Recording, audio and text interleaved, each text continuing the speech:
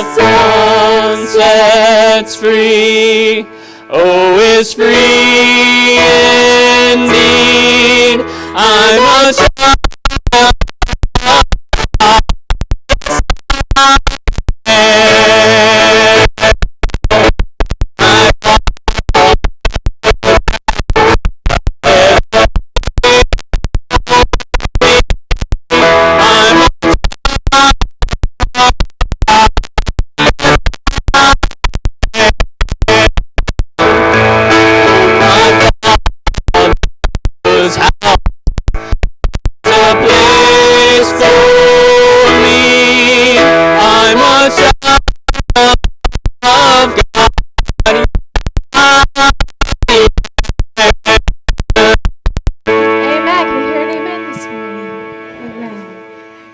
Can take a seat and we'll have announcements.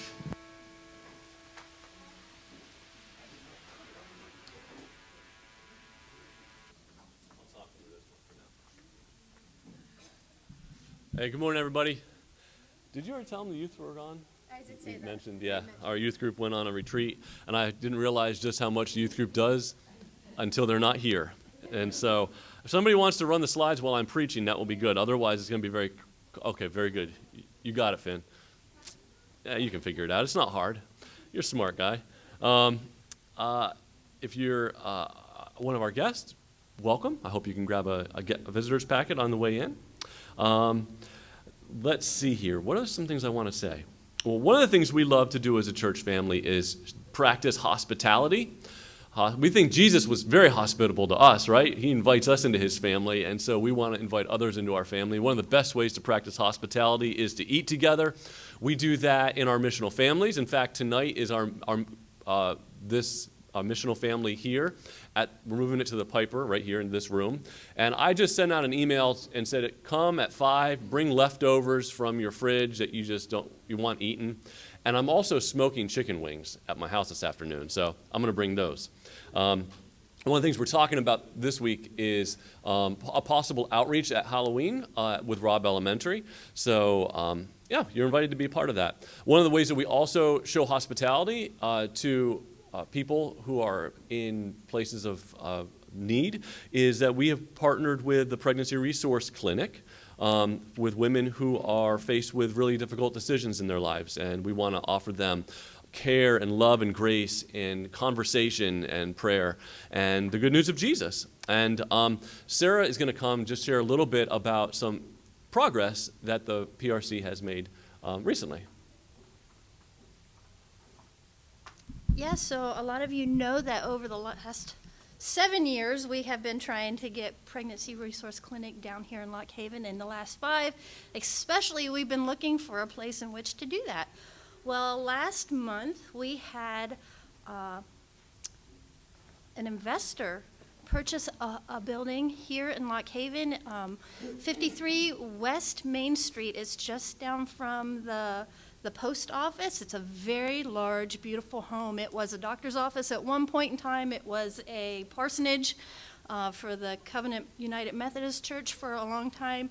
That is going to be our new permanent location that we will be opening up in the early to mid next year. So we are super excited about that we can start providing services in Lock Haven to a fuller extent. As you know, the last 2 years over the pandemic season, we have been doing a diaper wipe distribution once a month out of the Baptist Church, so we are very thrilled about that. In addition to, we've also been able to hire a director for the Lock Haven. We have an executive director that has been in State College forever, but now that there's 2 locations, they've hired one for State College and they've hired one for Lock Haven to work under the executive director. And that has been a leap of faith as we've hired her before we had a place to do it.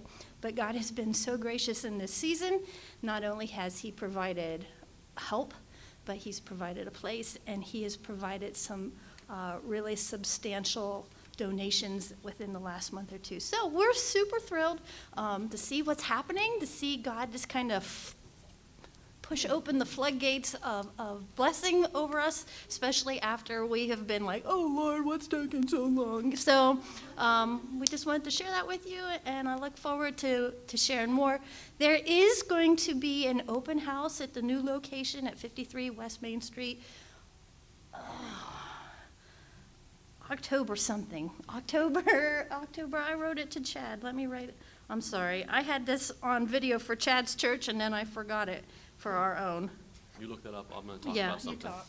All right.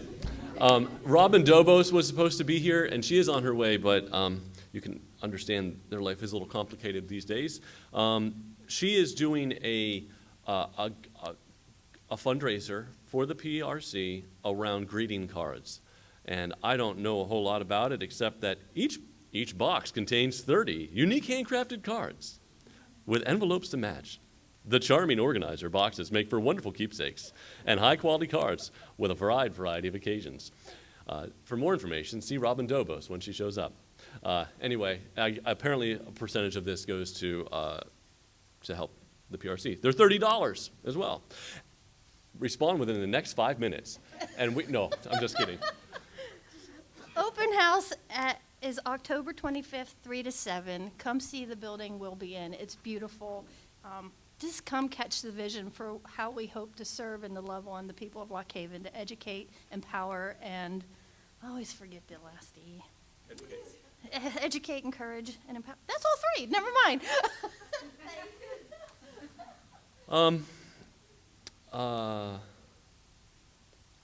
Very good.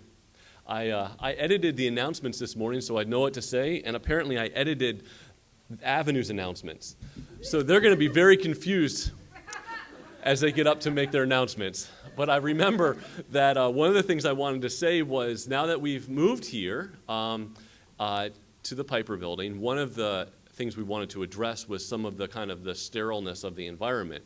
And so I need some people, if you are interested in helping to be on a team to kind of warm this place up, then please talk with Sarah. She's going to be thinking through some just simple ways that we can make this not feel quite so much like a conference room and more like a family living room.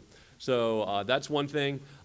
We do need, because the Roxy would not let us take their projector with us, we do need a new projector.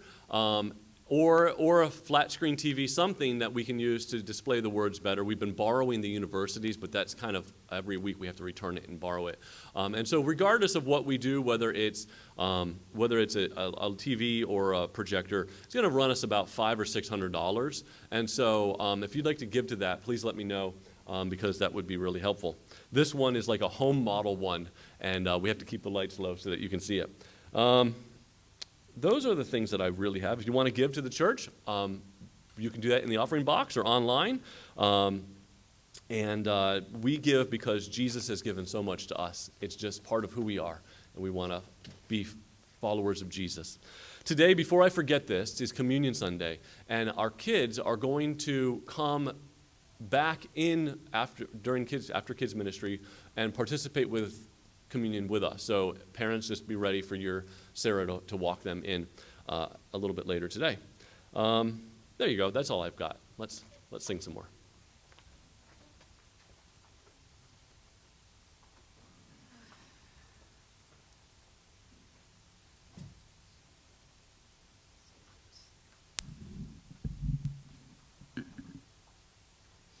I'm not sure that we've done this next one here, but it's really simple. I think you guys will pick it up really, really quickly. And the message is just offering your heart to Jesus. I know for me, my life can get kind of chaotic, as I'm sure all of us feel like our lives get chaotic. I don't think I've ever met an adult who I ask how they're doing and they're like, yeah, life's just boring. Most of the time we're like, we're busy, right? Busy's our go-to word. So let's just take this moment and worship together to refocus, to remind ourselves kind of what life is about, and that offering our hearts to Jesus purest things we can do. So you guys want to stand if you're able, and we'll sing these next two songs. Here's my heart, Lord. Here's my heart, Lord. Here's my heart, Lord. Just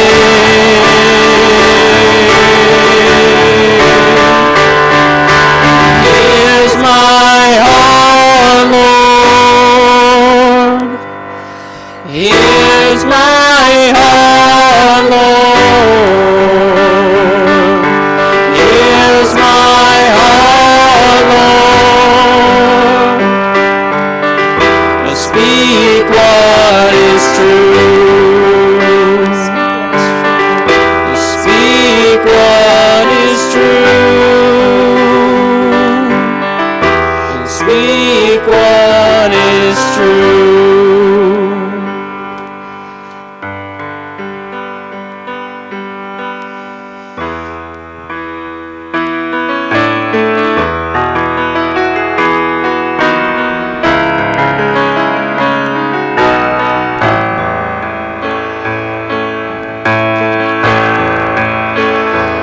Lord, I confess, bowing here I find my rest. Without you I fall apart. You're the one that guides my heart.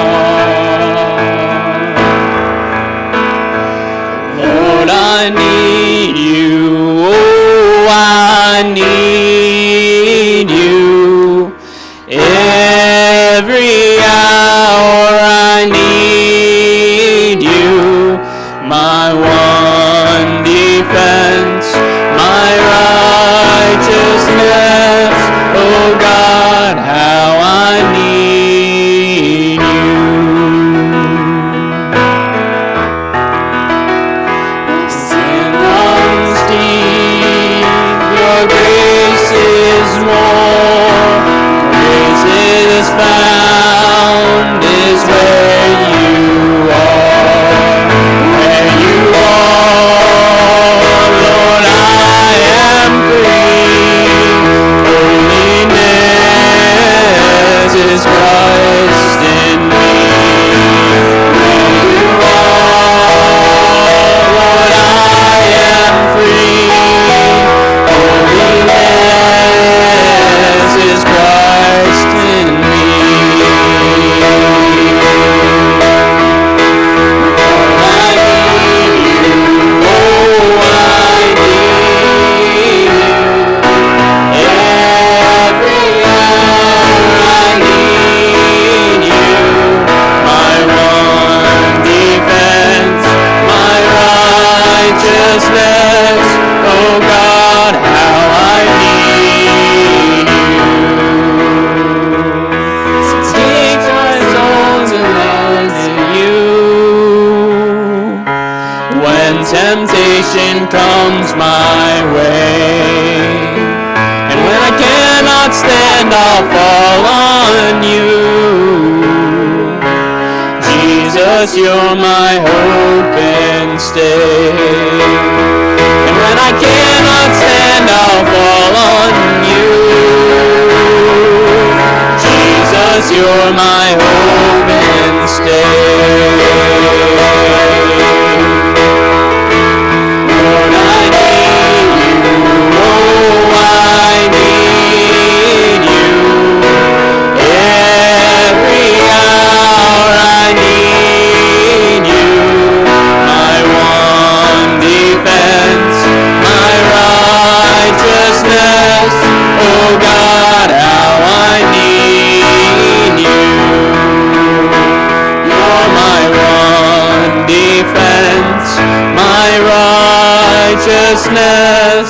Oh God, how I need you.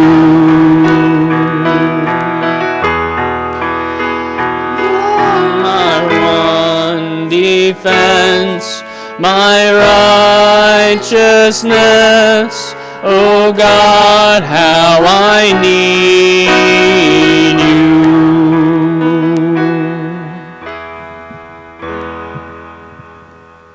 You may be seated.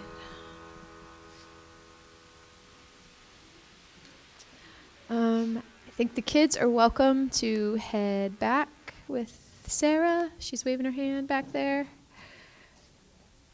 As we kind of prepare for Josh to come up and do his sermon, if you guys want to grab coffee, take a quick, get coffee, I guess is the main thing we have back there today. And then we'll start the sermon here in just a couple minutes.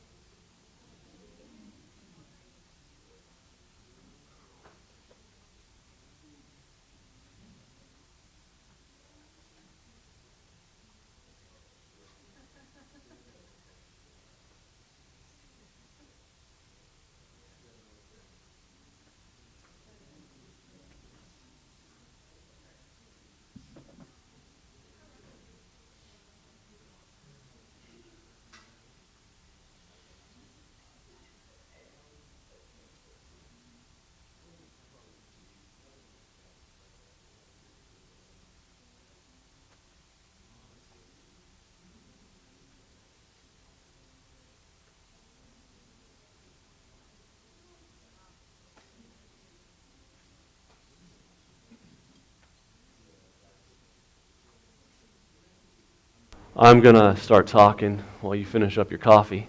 Real briefly, before I start preaching, I wanted to let you know that we have a woman who's kind of a shut-in. Her name is Debbie Traxler. She's not in real good health, and she would like to be able to attend worship here, but needs someone to give her a ride on Sundays. So if you're able, she lives in McElhatton. If you are available, not maybe every Sunday, but occasionally, and you'd be interested in helping to give Debbie a ride to church, please let me know, and I will pass that information along. This is our last week in a series on, boy, it sounds really loud. Is it just me, or is that? This is like ringing. Okay. Here comes Ian. He'll solve the problems. We've been doing a series on how to live a legendary life. And it came out of a college event that we did out on the cross-country field. We did an outdoor adventure 5K, kind of like a Tough Mudder with obstacles, and then we played paintball, and had about 100 college students come to that. And we talked to them about what it means to live a legendary life in these three areas of liberty, it was legacy. How do you live a life of legacy? A life of loyalty, which is what Nick talked about last week, and then this week is liberty, the last one in the three-part series. And each week we've talked about a different Bible character who demonstrates these qualities. Next week we move into the book of Colossians. We're going to be studying the book of Colossians, which is all about Jesus, for 7 weeks. And then it's Advent. Can you believe it? It comes that fast. So today, but this idea of living a legendary life, I was talking to one of the dads in our church, and he said, that didn't really resonate with me very much. He said, when I was a young man, I was all about wanting to be legendary. And he's like, I would be more than happy just to live in obscurity now. I'm quite content that way. And maybe you felt that way. Maybe like the idea of legendary is a big word, and it even sounds exhausting. Like the last thing you want to add to your plate is a legendary expectation, right? And honestly, if everybody's legendary, is anybody a legendary? So is it even Christian to want to be legendary? Like it kind of sounds maybe a little arrogant in there. And so I agree that my great-grandchildren will probably not remember my name or who I am. And so the last thing I want is us to think that if we're not like some sort of incredible hero or make our mark on history, that we've lived a subpar Christian life. What we don't want to say is the best Christians are the most memorable Christians. Honestly, if you're memorable, chances are you did something stupid, right? It seems like that's the kind of way we get recognized the most. And so think about it this way. We're looking at some legendary people in the Bible and paying attention to the qualities of their lives that make them memorable and that character they possess, and those are some of the attributes we want to have as well. So I'm not concerned with being famous. I want to live my life, though, with intention and with purpose. And so we talked about Elijah in week 1. His legacy was forged when he felt like he was the biggest failure. We talked about Esther last week, how Esther was loyal to God and to her people, even in the face of danger. And today we're going to talk about liberty through an Old Testament character named Ehud, who I don't know if I've ever preached on him, and he is one of the weirdest stories I've ever preached, for sure. So we'll get into that in a minute. But have you ever felt like you've been trapped? That's kind of the tension I want to build here today. My disposition is one in which I hate being confined. I like having options. One of my first jobs out of high school was working at a factory. They made wood paneling or cabinet doors, and I worked on an assembly line, and I despised every moment of it. There was something I felt trapped in that job. I would rather earn less money and have freedom in my schedule than to feel the sense of just being stifled. Maybe you've been in a relationship that was stifling and you felt like there was no escape out of it. Maybe you've been financially strapped with debt and you just can't find a way out. You're looking at your income and you're looking at your expenses and you think, I don't know how I'm ever going to get out of this. I don't like that feeling. I don't know anybody who really does. For me, it's one of the indicators that something's not quite right in my life. Just recently, through our whole experience of planting a second congregation, whether that's them or us, we can talk about that. We all know it's us. We have come to recognize, that the administrative load of caring for two congregations is falling on me, and I don't really like it. And so I felt a little bit trapped, even in my job that I love as a pastor, and I'm trying to figure out what to do about that. The things that I love to do, being with people, I find myself in my office responding to emails and scheduling meetings and things like that. Maybe you've been trapped by conversations in your head with people. Not actual conversations, but just conversations you're cycling through. Or you're trapped by the expectations of others that you just imagine, or maybe they are real. And finally, maybe you've experienced being trapped by an addiction that you hate but you can't break, or a cycle of just regret in your life. So today we want to talk about liberty, and liberty for me is like clean air to my soul. It's a schedule with some margin in it as well. And when I feel my freedom dissolving, I don't know about you, but I immediately begin to put walls up to protect myself. I tend to say no to a lot more, even maybe some good things. I kind of go into defense mode. But when I feel a sense of freedom, I'm more productive, I'm more relational, I'm more at liberty and alive. And it seems like that's the way God wired us. When you think about God himself, he is the most free entity or being in the universe, right? And when you think about Adam and Eve, as they were created in the garden, they were sent out to explore and fill the earth, and a sense of adventure and freedom was inherent in that. And so I think that God has designed us for freedom or liberty as well. So for those of you who might feel trapped today, this is a message for us, all right? The book of Judges is where we're going, and the book of Judges is just a weird book. If you've ever read the Old Testament, it is filled with some of the most incredible, jaw-dropping stories you've ever read. The characters in the stories are broken men and women. No one is really presented as a perfect individual. But God uses these imperfect people consistently to rescue his chosen nation of Israel. The book of Judges catches Israel between when Moses and Joshua have died. They've moved Israel out of captivity and into the promised land, the good place, right? And they're meant to fill this new land and build houses and have kids and live a flourishing life. But they don't have any kind of real hierarchy of leadership. They don't have a king yet. And so kind of like the overriding principle for the Israelites in this time is that rather than making God the center of their life, Yahweh, they begin to just kind of do whatever they want. And if you read the book of Judges, there's this cycle in which they consistently make bad decisions. They're brought into captivity by a foreign army, and then a judge, a man or a woman, will emerge to kind of lead Israel out of captivity, and then the land has rest for a period of time, and then that person dies, and they repeat the cycle all over again. They're caught in a cycle of bad national decisions. So we're going to pick this up in Judges chapter 3 today, verses 12 and 13. So Judges chapter 3, 12 and 13 goes like this. Are you ready, Finn? Let's rock and roll. All right. And the people of Israel again did what was evil in the sight of the Lord. And the Lord strengthened Eglon, the king of Moab, against Israel, because they had done what was evil in the sight of the Lord. He gathered to himself the Ammonites and the Amalekites, and went and defeated Israel. And they took possession of the city of palms, that's Jericho. And the people of Israel served Eglon, the king of Moab, for 18 years. Now, in the story previous to this, we kind of get some understanding of what it means when it says the people of Israel did what was evil in the sight of the Lord.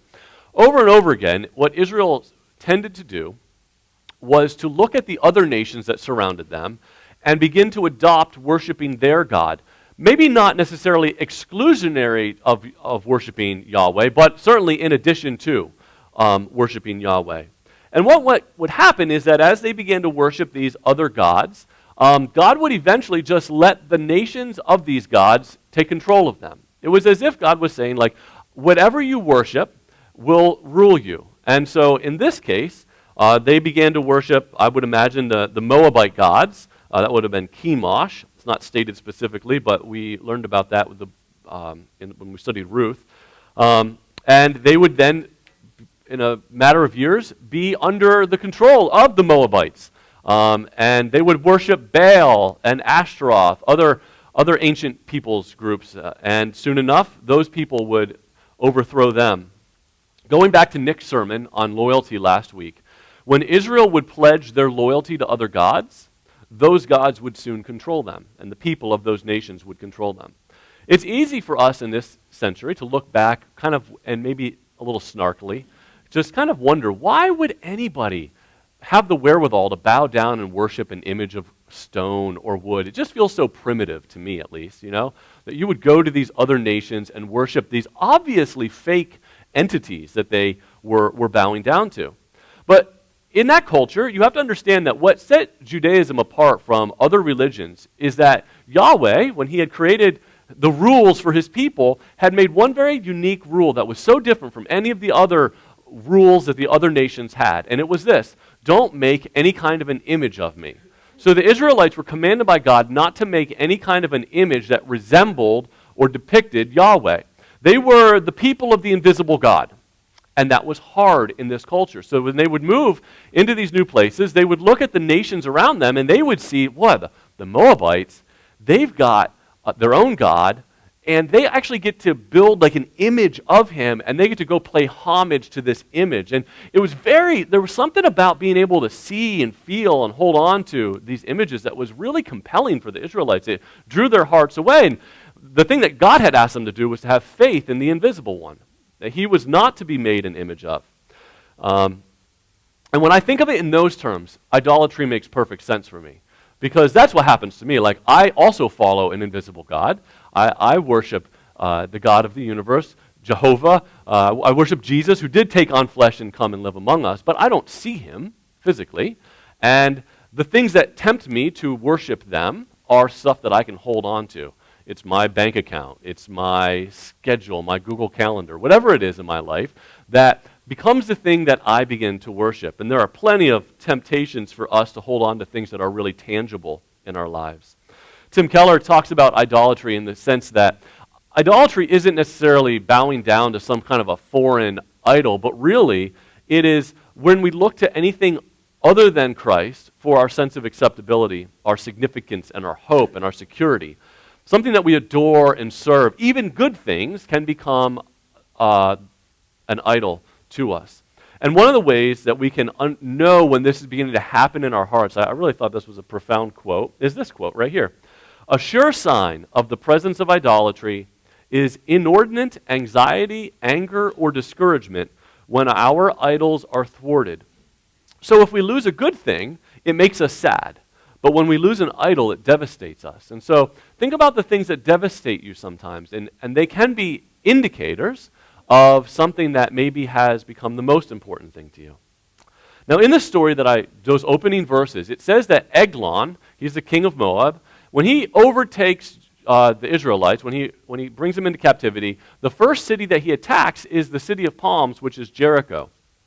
And it's like a bitter irony, because when you remember Israel, as they left Egypt and as they came into their new land, the very first city that they overthrew was Jericho, in this dramatic display of God's power.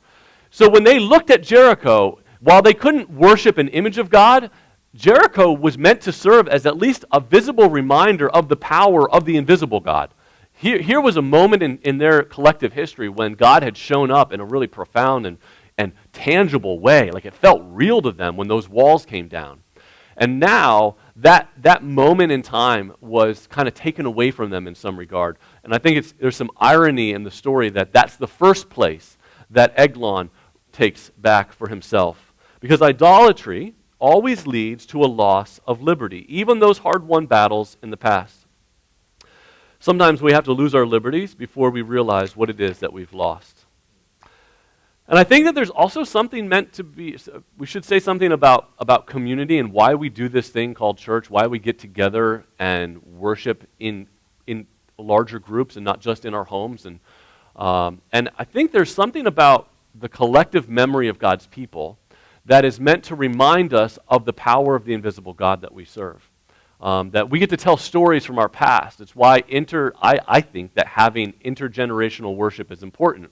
The grandmas and the grandpas get to teach and share stories of God's faithfulness in their lives with the younger children who have never maybe seen it in those ways. And somehow that got lost for Israel. The place of God's great profound power in their lives that should have reminded them of the stories of their grandparents, the city of Jericho, had somehow been forgotten. And as a result, their hearts are drawn away to worship other gods. So then we get to verse 15, and it says this. Then the people of Israel cried out to the Lord, and the Lord raised up for them a deliverer, Ehud, the son of Gera, the Benjaminite, a left-handed man. Now, all in this story, we're going to read these weird little tidbits of information that to us make no sense at all, but are heavy with meaning for an original reader. Like, we are thousands of years removed from the original audience of Judges. And there are things that they would have read when they read this story that would have just made sense to them. One of those things that I'll need to bring out is the fact that in the book of Judges, Benjamin, the tribe of Benjamin, they're like, of all the 12 tribes, they are the worst of the worst. They get themselves into some dicey situations. They, at one point, there's a civil war that takes place between the other tribes and Benjamin. Like, Benjamin has gone off the rails, and they are almost annihilated by their brothers and sisters. When you read the book of Judges, you realize that Benjamin is not really the esteemed tribe, and it's interesting. And also interestingly is that Benjamin means, like the name means son of the right hand. And so now we've got this new character showing up named Ehud. He's from this tribe that the readers of the book would know is not really like the prime tribe. And he's also, in another twist of irony, he's left-handed, but he belongs to the tribe that is meant to be known as the tribe of the right hand. And we'll get into that in a moment. But the key phrase I want to talk about first is this phrase, the people of Israel cried out to the Lord. They do this a lot in Judges. Think about crying out to God as like, oh, what have I done? These idols that I thought were going to bring me freedom have brought me bondage. Maybe think of crying out to God as like this, I forgot who I was. I'm not acting like myself. Help us, Lord. I think we've all been in those situations where we, on the other side of a moment, we look back and we say, I was not acting like myself in that moment. Like something came over me, right? I said something out of character with who I was. And that's kind of the collectiveness of Israel at this moment. They forgot who they were. They were the people of Yahweh. And instead, they've tried to become the people of these other nations. And it's gone very badly for them. And so they cry out to God, and God is always gracious. He's just a cry away from helping them. Help me, God, is a very good prayer, by the way. It implies repentance and humility and desperation. And it's perfectly fine to pray that before you've been subjugated by an evil king for 18 years. And yet, for some reason, I tend to struggle by myself in my misery for a fair amount of time before I get to the point where I think maybe I should ask God to help me in this situation. And when I do that, I often find that He was right there all along, just waiting for me to help ask. Ehud, I think, is a man who is meant to be a contrast hero, or a man perhaps who had his own regrets. So, as I mentioned, he's a Benjaminite, so he's from this tribe that's not got a great reputation in the book of Judges. He's left-handed, so all throughout the Bible, in ancient times, an idea or a picture of strength and power is always the right hand. There's a verse, I'll just read it for you. In Exodus, it says, your right hand, O Lord, glorious in power. Your right hand, O Lord, shatters the enemy. You think about the disciples asking Jesus who's going to get to sit at His right hand when they get to heaven. The right hand was a position of power and authority. Additionally, in Middle Eastern culture, even to this day, the left hand is what you conduct your dirty business with in the bathroom. For real, all right? And so it was inappropriate to use your left hand in meaningful ways in that culture and society. And so if you noticed that your child was left-handed, you trained it out of them pretty quickly and taught them to use their right hand instead. Some commentators, this is a really unusual tidbit of information as to why they mention this. And some say it could mean that his right hand was deformed and he wasn't able to use it, and that's why he's left-handed. It could be later on we read about the Benjaminites that they have some ambidextrous warriors on their team. It could be that he's just trained himself to be left-handed. Regardless of why Ehud is left-handed, it's weird in that culture. It's unusual. And an original reader would have seen Ehud as a very unlikely hero. He comes from the lousy tribe that nobody likes, and he can't even use the proper hand when he fights. or when he does anything, right? And if you think that's weird, the story's about to get even weirder. In preaching classes, they say, if you ever have to preach on something weird, you should just state it on the front end and not pretend that it's not weird. So buckle up, here we go. The people of Israel sent tribute by Ehud to Eglon, the king of Moab. We're into verse 15 here. Yep. And Ehud made for himself a sword with two edges, a cubit in length. A cubit is like 18 inches. And he bound it on his right thigh under his clothes. So that's an important detail. Why would a left-handed man put his sword? He puts it there because it's easier to get your sword out with your left hand, right? In a culture where everyone is right-handed and all the warriors are right-handed, it was just common to put your sword on your left side. All right, this is an important fact. Verse 17. And he presented the tribute to Eglon, king of Moab. Now Eglon was a very fat man. Another interesting factoid. And when Ehud had finished presenting the tribute, he sent away the people who carried the tribute. But he himself turned back at the idols near Gilgal and said, I have a secret message for you, O king. And he commanded silence, and all his attendants went out from his presence. And Ehud came to him as he was sitting alone in his cool roof chamber. And Ehud said, I have a message from God for you. And he arose from his seat. And Ehud reached with his left hand, took the sword from his right thigh, and thrust it into his belly. And the hilt also went in after the blade, and the fat closed over the blade, for he did not pull the sword out of his belly, and the dung came out. I told you it was weird. Then Ehud went out onto the porch and closed the door of the roof chamber behind him and locked them. If there was ever a time for our youth group to miss a sermon, this is the week they should have been here. This is like every junior high boy's favorite Bible story. Anyway, so let's dig into some why these weird details, and how could they possibly be important for us? Well, let's talk about Eglon and why the Bible goes to such lengths to describe his weight. It just seems rude, right? We know he's a bad man. Do we need to go there, right? So today, we have to work hard to not be overweight, right? We go on diets. We pay money to go to places where we exercise, like we run and lift weights and expend energy, and we pay money for that. We do all of these things to not become overweight. All right? This is a remarkable moment in time in world history. All right? No, I can't think of any other time in the story of the world in which people paid money or had a problem with their weight. This is a unique time in history. In ancient times, right, in an agrarian culture, you didn't have to worry about this. Like, you just wanted to survive. If you had enough food to eat, you were happy. Right? They would howl with laughter at the modern marvel of the treadmill. You run and you go nowhere? Like, what does that mean? Why would somebody do such a thing, right? And so in a culture like this, only the elite, only the dictators, only the people who had the power ever were in a position, I believe, to be overweight because everybody else was busy working and trying to feed themselves and working in the fields. And so I think that the author puts this moment, this weird factoid in there to help paint a picture of this wicked king Eglon. This wicked king Eglon has grown fat on the people of Israel.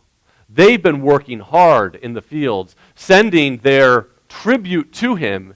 And so it really paints this picture of not the victim, but the what's the person in the story that's the bad man? Villain. Thank you. Yes, the villain.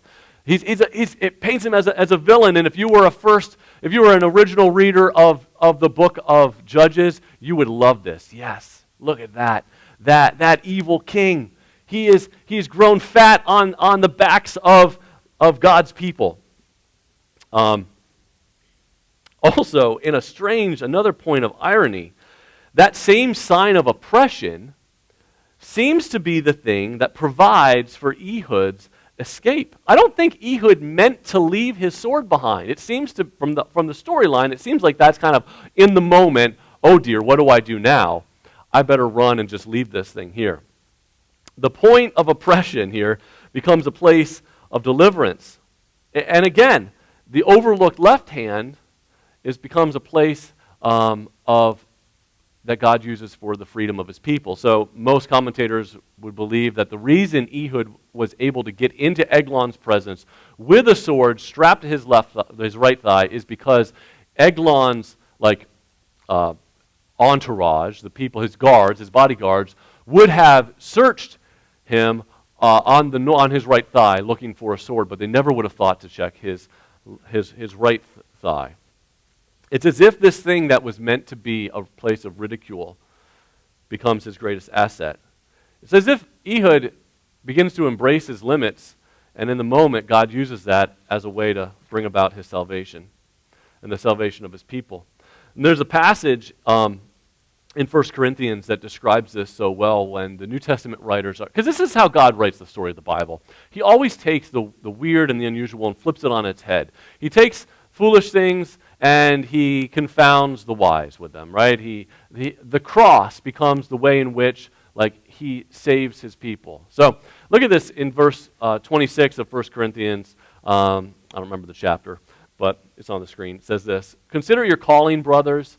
Not many of you were wise according to worldly standards. Not many were powerful. Not many were of noble birth. We're just a bunch of Benjaminites over here, right? But God chose what is foolish in the world to shame the wise. God chose what is weak in the world to shame the strong.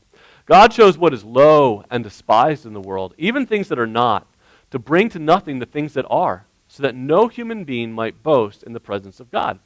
It's just like God to use a guy like Ehud, a left-handed nobody, to become the deliverer of his people. And the way that in God's kingdom, the way that God sees the world and rules over it, he's not concerned about outward strength, but obedient, surrendered hearts. In fact, the things that we see as weaknesses, he can leverage as power for his kingdom.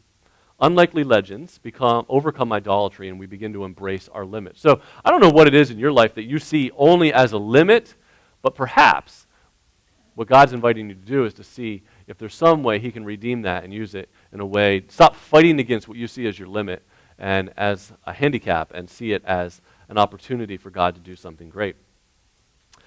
Now, I'm not going to read the rest of the story. I'll just kind of summarize it for you. Because of the foul smell, because of the situation previous with the dagger and the other stuff, Eglon's servants are outside the door, and they're embarrassed to go in because they think that he's in the bathroom. It says that they waited so long that they get embarrassed, and finally they break the door down and find their king dead. But in the in-between time, while they've been waiting, Ehud makes his escape. He leaves, he goes back, rallies Israel, and together they fight against evil Moab, and there was a great victory that day. And the story ends in verse 30. Verse 30 says, "So Moab was subdued that day under the hand of Israel, and the land had rest for 80 years. I think there's something really profound in that statement. The fruit of liberty for them was rest. The land had rest. Perhaps one way we would understand the lack of liberty then is exhaustion or anxiety or stress. And in these moments of our lives, those are like triggers for us or alarm bells that should go off that we are not living lives of freedom. Now, we may not have an Ehud to come to our rescue, but we do have something better. One of the unique things about Jesus is that he embraced his limits and became a human. The invisible God became visible for us, left heaven and came as a baby to rescue us. He was an unlikely redeemer. In fact, during Jesus' time on earth, the thing that he faced over and over again was the religious people's rejection of him because he didn't fit the mold of what they thought a redeemer should look like. While Ehud's redemption lasted while he was alive, Jesus' redemption is eternal. And when you think about Jesus dying naked on a cross, an embarrassing death, and yet that moment in time becomes the place of our salvation. Colossians 2:15 says that when Jesus died, he disarmed the rulers and authorities, and he put them to open shame. Similarly, just like Ehud was a man perhaps who had his own shame of his family of origin or his left-handedness, God leverages that to put Eglon to shame. And so also Jesus triumphs over the rulers and authority in his death on the cross. Somebody want to go back and invite the kids back in? We're going to have communion here as a family. You got that, Robin? Thanks. So as we kind of wrap things up here, where do you go with this, right? I mean, well, now you all know a weird story in the Old Testament, right? So you can put that in your back pocket. Here's some key points I hope that stick with you. Number one, let's be a people who cry out to God. Let's not wait 18 years of misery before we recognize that we need some help. And when we do, we discover that he's there all along waiting for us. Number two, let's be a people, let's be a family that recognizes our idols and turns away from them. Number three, let's be a family, a people of God who embrace our limits. Let's try not to be something you're not designed to be, and instead let God leverage you in your uniqueness for his kingdom. And so as we, Ian, if you want to come up, Ian's going to play a chorus, an old chorus for us while we hand out the communion elements. You're welcome to just sit quietly, or you can sing along. But I want to encourage you to just reflect on those things. Is there a place in your life that you need Jesus to step into? You need to cry out to him. Are there any idols in your life that Jesus is gently identifying that you need to turn from? And is there a place, some limits in your life that you need to stop fighting against and just embrace them and recognize that when you do that, God leverages those things for his kingdom in really powerful and beautiful ways. So we're going to hand out the bread and the cup, and then I will lead us together as we eat. So go ahead. Mm-hmm. There's a slide. Yep, you got it. Ready?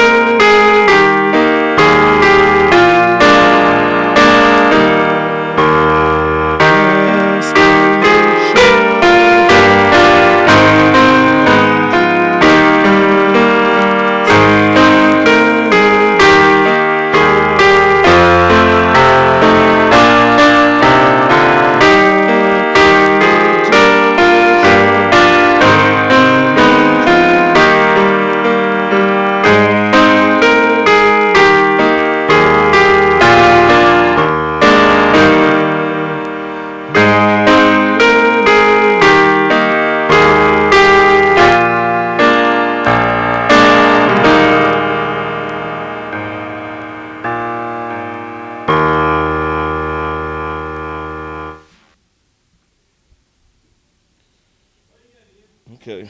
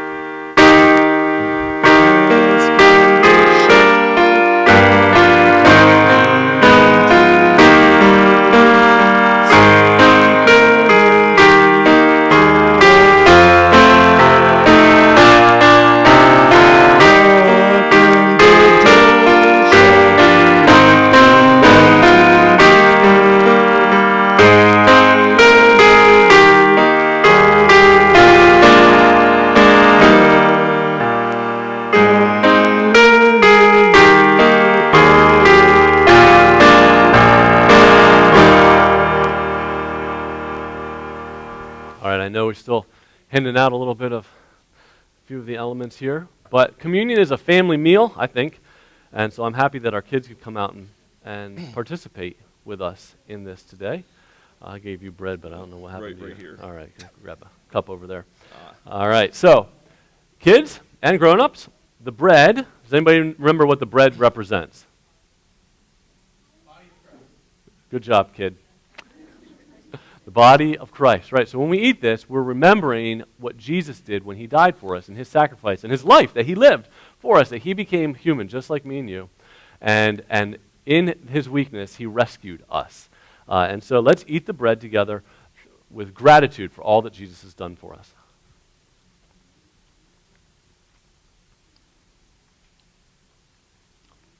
And the cup represents Jesus' blood.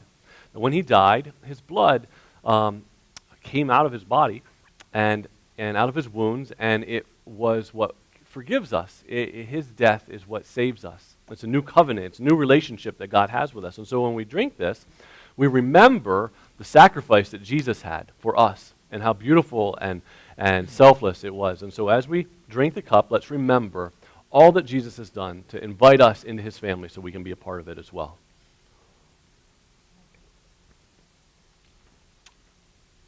Heavenly Father, thank you for unlikely heroes like Ehud, who remind us that you take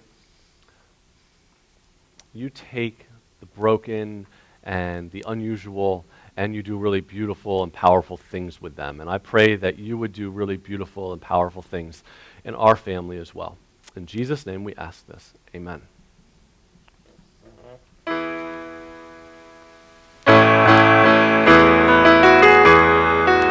Just gonna sing one more song to celebrate the liberty we have, freedom we have in Jesus. With my sorrow and dead to my sin, lost without hope, no place to begin. Your Lord made a way and let mercy come in. When death was arrested and my life began, Christ was redeemed and he remains. My open heart was given a name. My morning grew quiet, my feet rose to dance. When death was arrested and my life began. Oh, your grace so free washes over me. You have made me new, now life begins with you. It's your endless love pouring down on us. You have made us new, now life begins with you. Released from my chains, I'm a prisoner no more. My shame was a ransom he faithfully bore. He canceled my debt and he called me his friend. When death was arrested and my life began. Oh, your grace so free washes over me. You have made me new, now life begins with you. It's your endless love pouring down on us. You have made a new, now life begins with you. Our Savior displayed on a criminal's cross. Darkness rejoiced as though heaven had lost. But then Jesus arose with his freedom in hand. That's when death was arrested and my life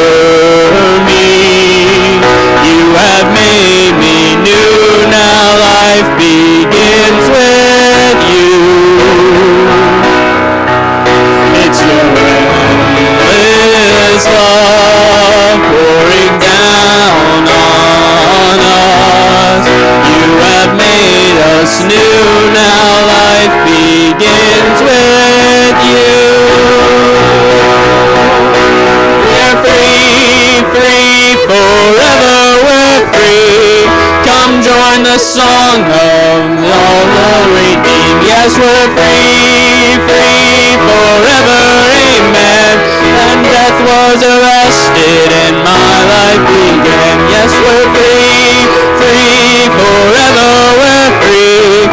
Come join the song of all the redeemed. Yes, we're free, free, forever, amen.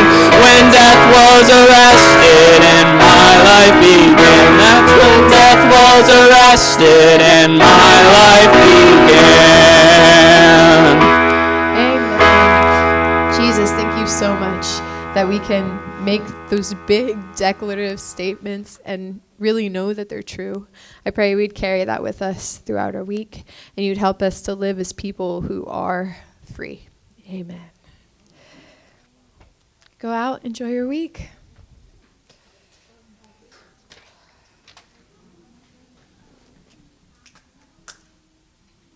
Sorry, I could not play the chords and read the words of verse 4. I was like, I can't do it. We did it. Don't forget your glasses. Thank you.